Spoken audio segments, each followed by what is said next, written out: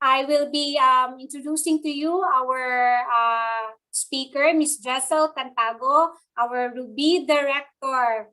Hi, Miss Jesel. Are you right there? Yes, good evening, everyone. Can you hear me loud and clear? Type Yes, 1 ma'am. sa Can chat. you turn Yes. on your microphone? Your camera, I'm sorry. Naka-open na po. Hindi ba ako nakikita? Ayan. Okay, okay. All right, thank you. So, yes, okay. Anyways, ang ganda naman ni Ma'am Jesel. So, I will give the floor to you right now, Ma'am, no? So, you will be the one to discuss the do's and don'ts in sponsorship. Okay, Bye, thank you so much. Okay, thank you so much, Ma'am Ethel. No? So maraming salamat for that introduction, and thank you so much, USANA Philippines, for inviting me to be one of your speakers, no, sa program na ito, no. So it is such an honor. Okay, so let me share my screen. Pwede po ba ako makashare ng screen, ma'am? Okay, so can you type sa chat box po natin kung narinig niyo ako? Type 1. Press 1 if you can hear me loud and clear. Yan, thank you so much. Okay, so wait lang ha. Okay, so I think nakikita na yung screen ko, no? So good evening, everyone, no? So hindi lang po sa Pilipinas, baka meron ding good morning and good afternoon dyan kasi international po tayo, right? So yes, no, thank you so much for having me. So tonight, yung task ko po is discuss yung mga do's and don'ts in sponsorship, di ba? Sabi nga ni Ma'am Ethel kanina na sponsorship is the key, di ba? Tamang-tama po talaga yon. It's because wala naman talaga tayong, hindi naman lalaki yung team natin kung hindi tayo nagsisponsor, okay? But before I start with my main topic, diba? So let me introduce myself, okay? A little background lang about sa sarili ko, no? Para at least makilala nyo ako. So yes, I'm Jesel Cantago. I'm a registered nurse by profession, okay? So I used to work as a senior staff nurse sa isang private hospital dito sa Iligan City. Yes, no, I am born in and raised in Iligan City, okay? So yan, no? So pasensya ako, mabubulol po ako mamaya sa Tagalog ko. Okay, so anyway, no? So right now, I'm one of your Ruby directors in USANA, and a multiple travel incentive qualifier and multiple growth circle awardee, okay, sa USANA. So yes, no, I'm also a fitness enthusiast. All right, so yes, I'm married to Wawi Cantago. Actually, he is a former Toyota sales manager, okay, so sa Cagayan de Oro. So sino dito yung mga connected sa Toyota, kaway-kaway, or mga sales agent, diba? So 4 years din po siya sa Toyota, and then isa din po siya sa mga sales manager ng Toyota Cagayan de Oro, but 2015 nag-resign po siya to do USANA with me, okay? I'm not saying na you will quit your job to be successful in USANA, okay? So don't get me wrong, choice lang po talaga namin yon because na-stress na po talaga siya sa quota, okay? And then once a month lang po kami nakikita. Minsan hindi lang date niyo nakikita kami, parang hours lang, di ba? Kasi pag nag-hit sila ng quota, parang 12 midnight na sila nakakalabas ng office, alright? So kasi na-assign din siya sa Zamboanga for 2 years. So yan, di ba? So bihira lang kami nakikita, parang OFW lang, di ba? Kahit nasa Zamboanga lang siya. So ganun siya ka-stress. And of course, no, we're doing the business together, and isa din po ako sa mga nurses na gustong-gusto talaga maka-abroad dati, di ba? So type me if you are a nurse na gustong maka-abroad, okay? Kasi makaka-relate talaga tayo dito, no? So actually, no, nag-work ako sa isang private hospital, nag-sacrifice ako kahit yung salary naman entry level, di ba? Alam naman natin yan, nasa mga 8,000 to 10,000 lang yung sweldo ng mga nurses. So that is why, no, saludo po talaga ako sa mga frontliners natin dito. It's because grabe, no, kahit hindi naman well compensated, diba? Pero your bravery, diba? Nakaka-amaze talaga, no? So lalong-lalo na sa panahon ngayon. Okay, so that time, ER nurse po ako, and then naging presidential ward nurse, and then naging senior staff nurse. So for 3 years, sinacrifice ko po yung sweldo na 8,000 kasi nga, diba, I want to go to the US. Okay, nag-apply po ako ng USA, pa Texas na po sana ako, and then isa po din po ako sa mga nurses na excited maka-earn ng 6 digits, diba? Kasi yung mindsetting kasi ng mga nurses, diba, sa school, yung nag-aaral pa tayo ng mga, gina-mindset tayo ng mga professors na pag nakalabas na kayo ng country, 6 digits yung salary. So kahit 8,000 lang ako for 3 years, diba? Kasi nag-look forward talaga ako makapag-US that time. So, but of course, no, hindi natin makontrol yung panahon. So 2012, tapos na sana yung 3 years experience ko. Okay, so I thought na makalabas na ako ng US, and then mayroon na akong IELTS, and then I was about to take my NCLEX, and nag-global recession siya. So, di ba? So sabi ko, no, grabe, no, excited pa naman ako, pero hindi pala ako basta-basta lang na maka-abroad. Okay? So, that time, God is so good because kahit nag-close naman yung window ko that time temporarily para pa US, okay? Nag-open naman ng isang door, okay? And that's Yosana. So, who invited us, by the way? So, we were invited by one of my close friends in high school, okay? So, I'm for sure, no, most of you dito sa webinar, kilala niyo po siya, di ba? Sa one of our executive Ruby directors, no? Si Mentor Yen Serohe, okay? So, si Mentor Yen, actually, classmate ko siya sa high school. So, she invited me to have coffee with her. Yung nakita niya, yung nasa Manila ako, kasi nag-post ako sa Facebook. Sabi niya, uy, nasa Manila ka pala, coffee naman tayo, di ba? Yes po, no? Ano po ako, parang biktima din po ako sa kapit-kapit tayo, okay? Di ba, pinagtatawanan natin yan, pero actually, biktima ako sa mga ganyan, okay? So, nag-coffee po kami, and syempre, nilibre niya ako, para hindi nakakahiya naman kung hindi ko siya pakinggan, kasi binilhan niya ako ng coffee. So, na-surprise po ako, it's because nag-share po siya ng Yosana. So, isip ko, bakit siya nag-share ng Yosana? Hindi naman siya medically inclined. She was an HR executive, parang HR po siya sa isang company back then. So, of course, no, naagustuhan namin yung presentation. So, sabi ko, pwede to i-part-time. But, you know what? Part-time lang talaga yung thinking ko dati because, you know, very focused po talaga ako na makapag abroad. No? But, the rest is history, diba? So ito yung na-realize ko, no? If somebody offers you an amazing opportunity, but you are not sure you can do it, say yes na lang talaga. Then learn how to do it later. Kasi hindi naman talaga ako entrepreneur dati, diba?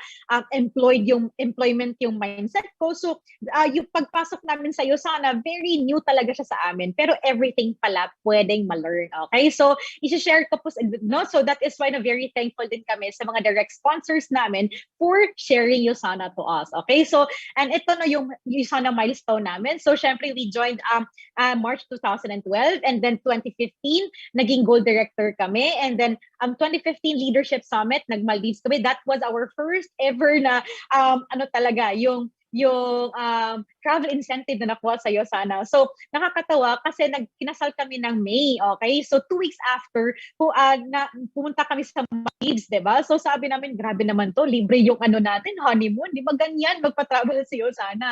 So, and then 2018, naging executive gold director kami, and then 2000 and naging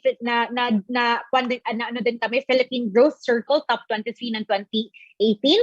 Nag-qualify din kami sa Taiwan Lifestyle Incentive Qualifier. 2019, nag-Cape Town kami. So far talaga, yun yung super the best na travel incentive na nakuha namin sa Yosana. And 2020, naging Ruby Director kami sa kasagsagan po ng pandemic. Okay? Yung hard lockdown po, doon kami nag-run ng Ruby Director. Diba? Napaka-weird.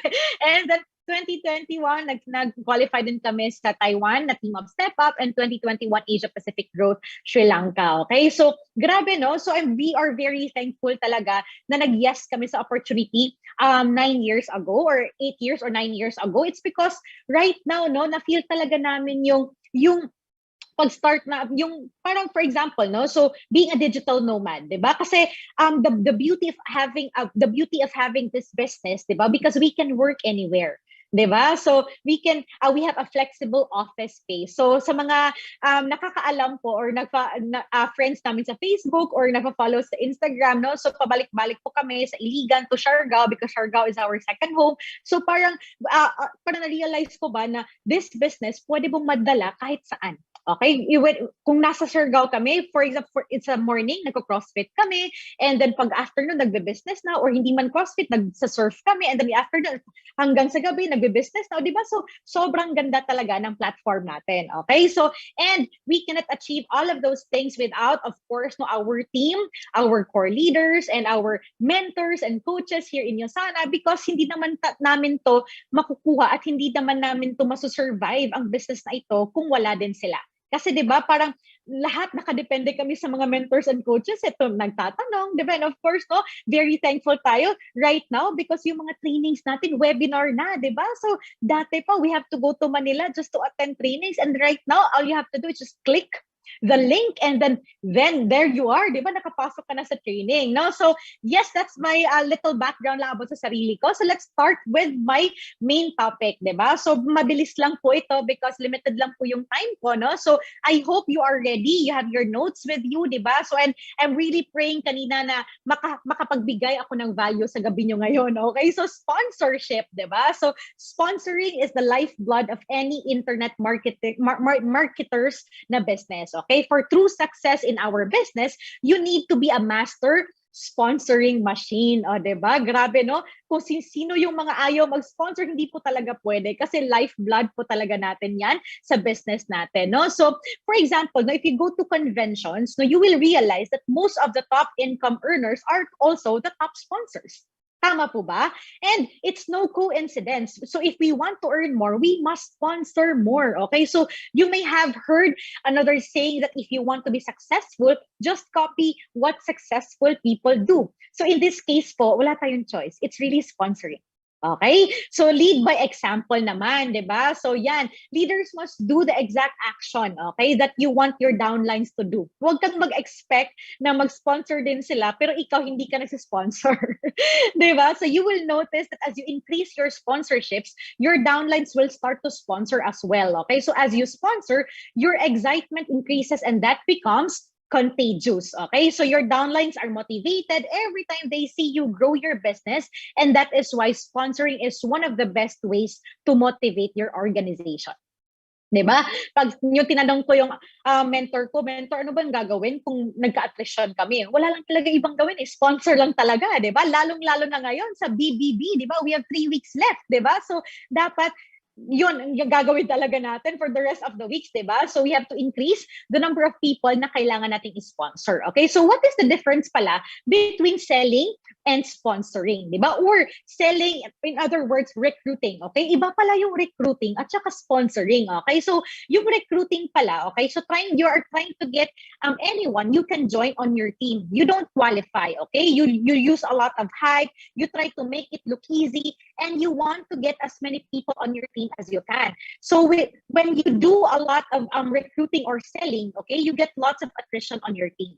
Okay, so na-observe talaga namin yan for 9 years in the business. Okay, people end up quitting and of course, no, very frustrating talaga yan. So the worst part is that when hindi mo need alam na mali pala yung ginagawa mo. Okay, so you figure that you better recruit even more people, but all of your recruiting efforts go into replacing team members lang that have quit instead of actually growing your team, diba? So, iba pala yung sponsoring. Ano ba yung sponsoring? Akala ko same lang sila, diba? So, sponsoring pala, it really takes the long term in mind. You qualify instead of you convince.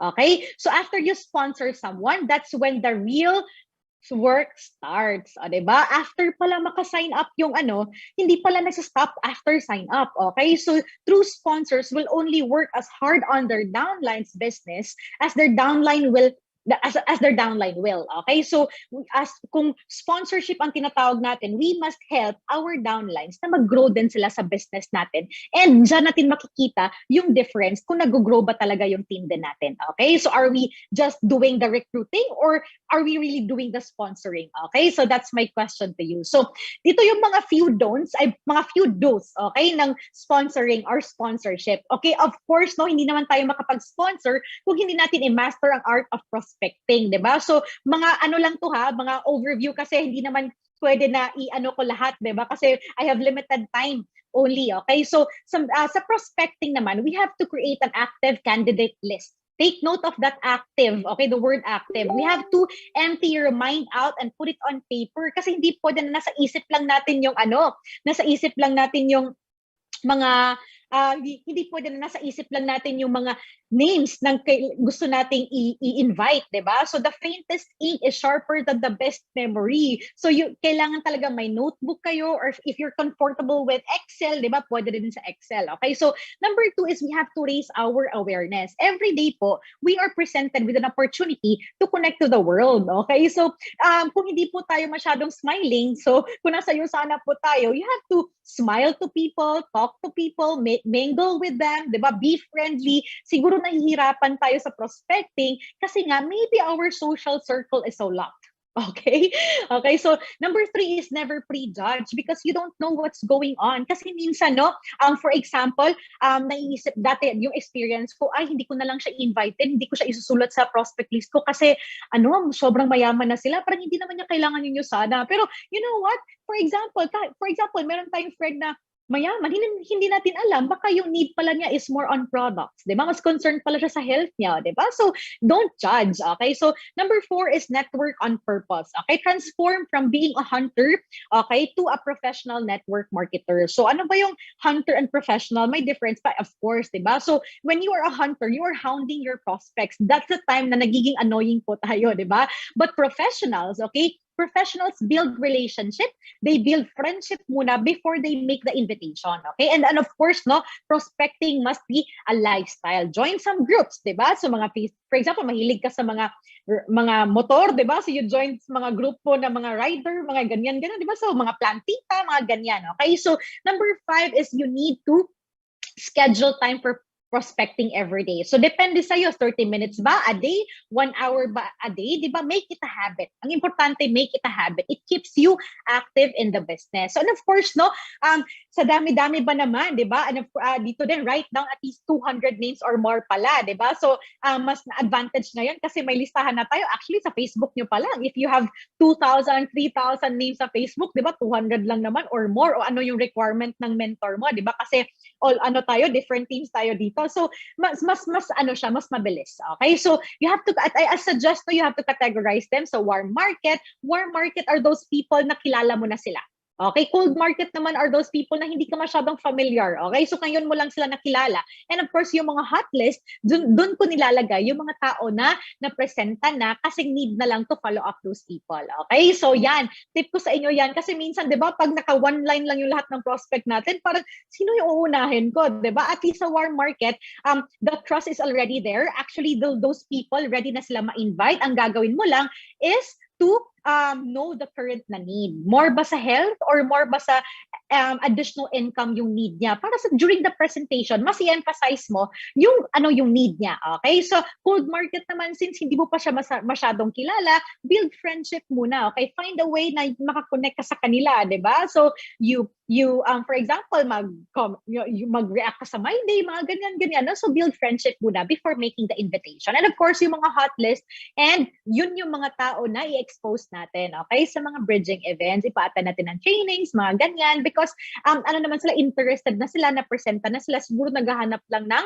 resources. Alright, so next is master the art of inviting, di ba? So, yes, no, mostly sa atin, ayaw natin mag-invite kasi minsan, di ba, parang nahihiya tayo. Don't worry kasi isa din po yan sa mga problema ko dati, okay? So, invitation is mostly about raising a prospect's curiosity so that he or she decides to take a look at your business opportunity. So, inviting is the gateway skill for network marketing. Hindi po tayo nag-i-invite, wala tayong representahan, di ba? So, tip number 1 is be in a hurry. So what do you mean by be in a hurry? People are always more attracted to a person who's busy and has things going on. So kung ako po yung i-invite, mas na-attract po ako sa, for example, sa nag-invite sa akin na isang mommy na mayroon siyang 3 kids, tapos nag-work siya for example, meron siyang current na job and at the same time, she's doing Usana part-time. Parang mas curious ako dyan. Okay? So the next note, tip number ano ba tayo? Ay, number 1 pala.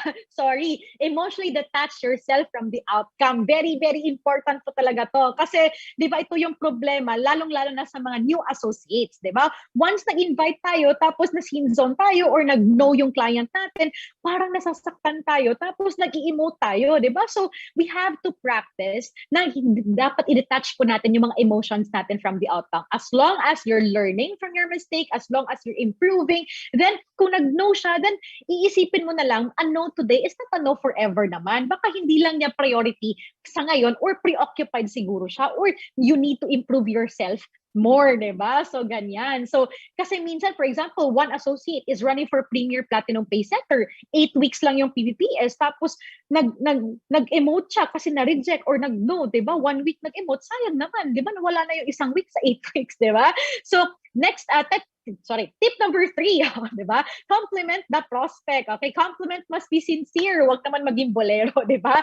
So, it opens the door to real communication. So, for example, before you invite the person, you say muna, uy, you have an amazing mind for business and can see things that other people don't see. O, diba? Parang na-compliment siya. Tapos, when you do the inviting na part, diba? So, parang gumagaan yung loob niya sa'yo. Okay? So, and of course, no, next is make the invitation na. So, we have mga, ano lang to ha, kasi you have your uplines and your coaches and mentors na ano sa inyo, diba, nag-handle sa inyo. So, parang mga example lang to. So, for sure, ang dami-daming tinuturo yung mga coaches nyo. So, example, no, we have, direct, indirect, and referral. Okay, so direct naman. So, for example, when you told me that you need to find a job, were you serious about it or were you just kidding around? I guess I found a way to solve that.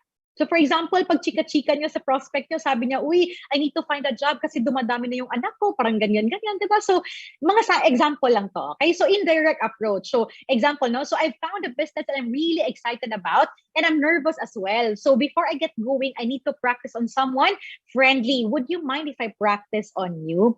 O, diba? So, ganyan. And of course, no, dito, referral approach. Who do you know that might be looking for a strong business they could run from their home, okay? So yan, 'di ba? So pwede yan. So actually depende yan. Wala namang exact na, wag niyo namang i-word by word yan, 'di ba? So mga ideas lang yan. Okay, so next naman is sponsorship. Sa those to master the art of closing. Okay? So closing is often the most painful part of the sales presentation kasi diyan na magde-decide yung prospect mo, diba? So if it's really a no or a yes ba? So it is the part that most of us dislike, diba? So we become reluctant to proceed, but great news to all of you because all sales skills, including closing, are learned and learnable, no? So kung bakit pala difficult yung closing? Kasi parang tinatanggap kasi natin yung mga rejections very seriously. So remember, no? I want you to remember that no matter what the prospect says, diba? Rejection is not personal, okay? And failure is only feedback, okay? So, number 1, no, be a pro, okay? So, actually, yung closing naman is a natural byproduct of follow-up, no? The goal is to educate and let the client understand, okay? So, number 1 tip ko sa inyo, no? So, be a pro, okay? So, act as consultant. So, pros are emotionally detached to the outcome. They are very assumptive and confident, diba? They know people are joining them, diba? Yung mga pro, okay? So, gusto naman talaga natin ang magiging professional network marketers, diba? Just like our mentors, diba? Masasabi natin, ba't ang ano nila, no? Grabe ba? Super resilient sila, okay? So, number 2, answer what the client thinks.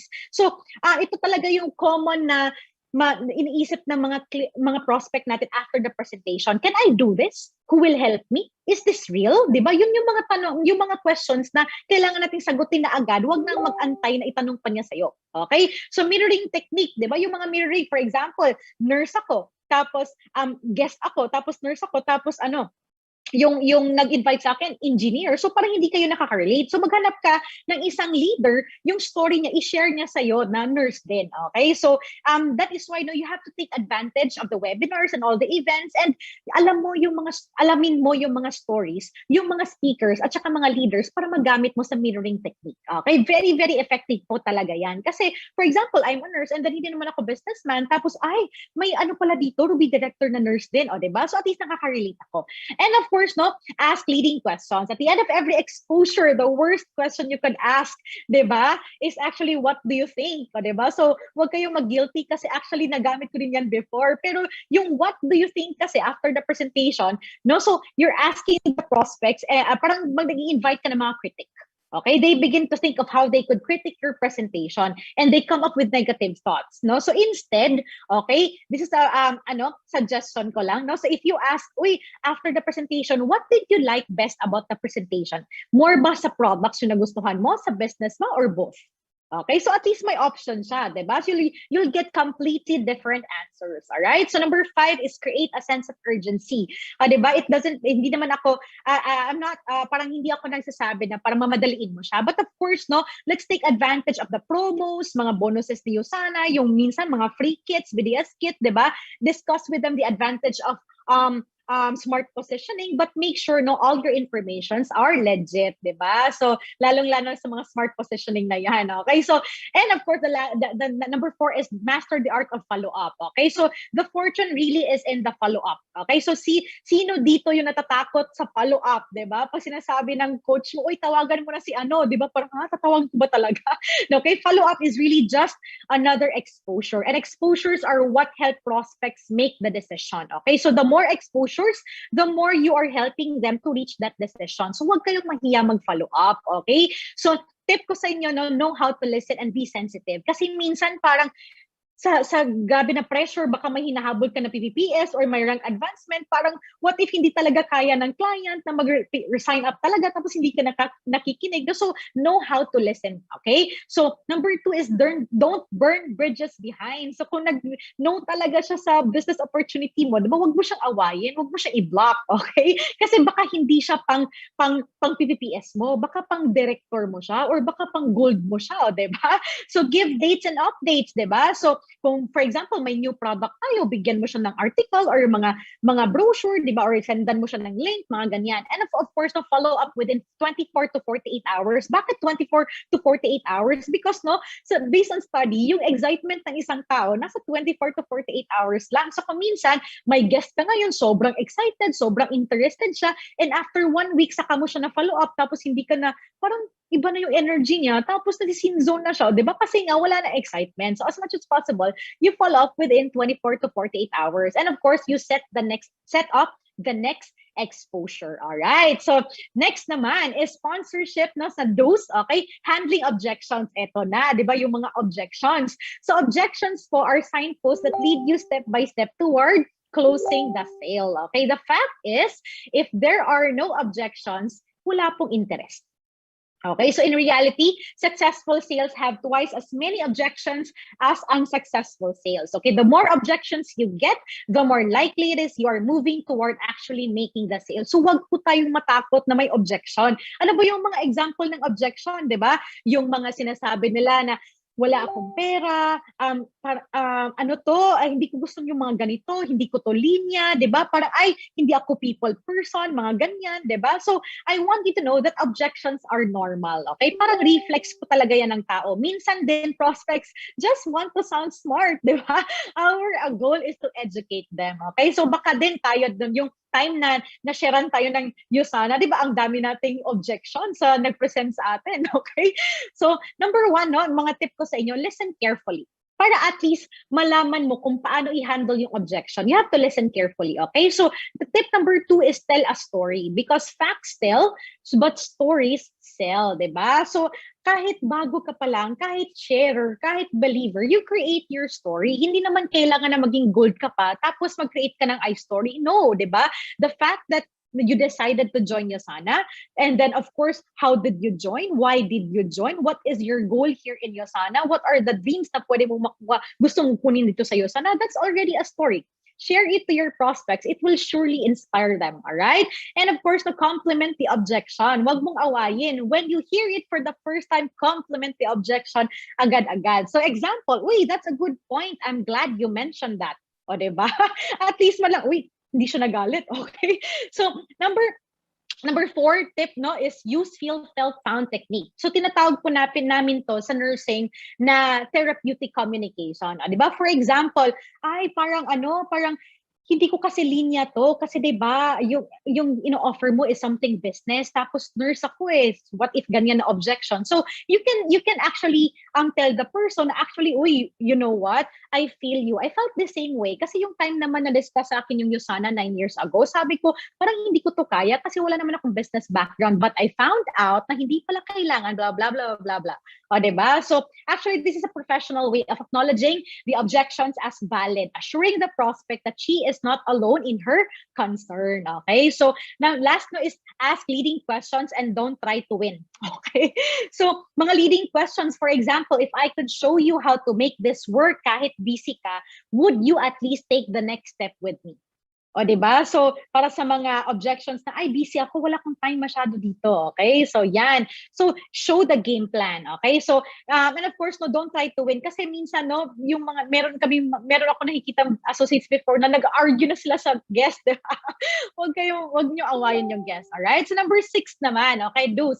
Be genuine and ethical. Alright? So, our company, Usana, wants us to be honest in our dealings with customers and potential clients, right? So if you love our products and compensation plan, your enthusiasm is enough to promote it, diba? So parang nakikita na talaga nila yung integrity mo. So just make sure you're not over the top or making exaggerated or mga false claims, okay? So good business conduct, of course, will ensure that your good business conduct will ensure that your customers, diba, hindi sila feeling na traidor sila, and as a result, they will stick with you. Okay? So, and of course, number 7, sponsor, don't recruit. Di ba, na-explain ko na yun kanina, but I would like to remind you that one of the benefits of MLM, di ba, in our sa business natin, syempre, is the ability to bring in new business builders and profit from the sales that they make in their business, right? So, while some see this as using others, but the reality is that you are being rewarded lang for helping others succeed, okay? But for them not to succeed, you need to see your role not as racking up as many recruits as possible, diba? But in being a leader, a mentor, or a trainer. Okay? So the focus then is on the success of those people na natulungan mo sa business, not on you na. Okay? The success of your team now. Okay? That means you need to take time to train them, help them answer their questions, celebrate their success, diba? And be a support when things are tough. Okay? So that's the real sponsorship, diba? So, and of course, no, number 8, connect with 10 people per day, online or offline. Kasi yung iba na kasi ngayon, di ba, pwede nang makalabas, di ba? So, nilagay ko dyan offline. Okay, so, I didn't say na you pitch 10 people per day, di ba? I'm just saying that you make connection and get to know people, at least 10 people per day. Okay, so become the problem solver for others and you will become a master of sponsoring. All right, so number 9, okay? So move your business from head to heart, okay? Kasi minsan pag hindi natin siya ginagawa by heart, di ba, hindi talaga natin magpakita na genuine tayo sa intention ng mga guests natin, okay? So people, no, this is from, of course, no, from, you're familiar with the saying na from Theodore Roosevelt na people don't care how much you know until they know how much you care. Okay? So let's do our business with a heart. Okay? Yung mga, mga don'ts. Okay? I'm almost done, di ba? Yung mga don'ts naman. Okay, number 1 is have the lottery mindset. Ano ba yung lottery mindset? Some associates kasi nakaka-develop na what is called the lottery mindset and think that MLM is just lottery. Parang lotto lang. And they wait and see what numbers are drawn. Parang trial and error lang. Ay, parang hindi naman to para sa akin, parang ganyan, pero parang hindi naman niya binibigay yung lahat, di ba? So what we need is the winner's mindset, okay? So the winner's mindset is a mindset of knowing that no matter what happens in your life or in your business, di ba, we'll keep getting we'll keep getting up, okay, off the ground and continue to move forward, okay? So kasi wala naman talagang perfect na business, di ba? Parang up and down naman talaga to, okay? So, and of course, no, be an emotional roller coaster, di ba? So kailangan we have to manage our emotions here, okay? So actually, no, to tell you honestly, isa po ako sa mga parang very impatient dati. Okay, so yung nagtatrabaho pa ako prior to Usana. So na-realize ko, dito talaga na-train yung patience ko because you meet a lot of people. Many people with different kinds of personalities. So sa years of na nandito kami sa Usana, no, yung na-develop ko talaga is how to deal with people. Parang meron din akong na-develop na many ways of how to deal with many personalities din. O, diba? Many characters, different characters. O, diba? So, dito ko na ma-manage yung emotions ko. Diba? Kasi dati parang very impatient talaga ako. Okay? So, number 3 is missing an event. Okay? So, bakit yung mga coaches, yung mga uplines namin, parati talang nire-remind na may event, may webinar ngayon, mga ganyan. It's because, no, yung mga event, it's actually not for us. Okay? It's actually for you. Okay? So, yan, no? Kasi they want you to learn. Okay? They want you to understand kung ano ba talaga yung business na to. Because the more you are knowledgeable about our company, the more you are knowledgeable how to do the business, the more ka mag-stay dito. That is why your coaches are really encouraging you to attend every event. Kasi ngayon, webinar na lang, mas madali. And of course, prejudging people, na-explain ko na yan kanina, di ba? So number 5 is, and of course, number 5, no, is cross-line reading, okay? So cross-line reading is defined as the enrollment or attempted enrollment of an individual that is a current PC, okay? Meron na siyang ID number or an associate agreement with Yosana or who has had such an agreement within the preceding 6 months with a different line of sponsorship, all right? So let's avoid that, no? So number 6 naman is improper product claims, okay? So associates shall not make any claim that Yosana products are useful in the cure, treatment, mga diagnosis, mga 'di ba, mga disease symptoms or mga disease, mga sickness, mga ganyan, okay? So this is our company. We have to love our business. So we have to take care of our business as well. Okay.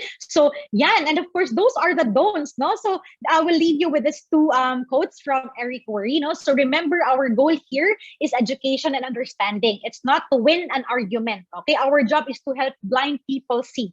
Okay, so let's just be patient. Okay, when someone brings up a negative question or if they offer you an objection, all they are really doing is helping you to identify then one of their blind spots. Okay, so kailangan talaga natin ma-practice ng practice yung mga vital tasks in sponsoring. And of course, no, I really love this quote. That's why sinishare ko talaga sa inyo to. No, so every training. Okay, so if you succeed in this business, it's going to be you who creates that success and not us, not your coaches, not your mentors. Okay, and if you fail in this business, it's going to be you who creates that failure, hindi din kami. Kasi once you decide na mag-quit ka sa Yosana, syempre, that was your own decision, di ba? Hindi din kami. Hindi naman galing sa amin, okay? So always remember that you are going to be the difference between success or failure. You are the real performer dito sa business natin. We are here, your mentors, your coaches, to guide you every step of the way, but we cannot do it for you. We are here to work with you, okay, but not for you, okay? So that's from Eric Worre. And yes, I hope I was able to give value to your night, to all our participants no, sa webinar. And thank you so much to Yosana Philippines for having me. And maraming salamat din sa mga audience natin for sharing your valuable time with us tonight, all right? So you can connect with me through Instagram or through Facebook. Maraming salamat. Have a great night and stay safe, everyone. Back to you, Ma'am Ethel. Thank you, Ma'am Jesel. Actually, before I let you go, no, may question po kasi sa ating chat room. How do you handle daw po yung mga notion daw, or how do you address the notion na mahal daw yung products natin? I'm just curious, ma'am. How do you handle okay. Okay, so that's one of the objections na parang natatakot tayo. Ay, mahal yan, parang ganyan, di ba? So you can, pwede naman din feel, felt, found, di ba? So very, very, naman talaga, very effective. So minsan sinasabi ko nga, yes, no, I agree.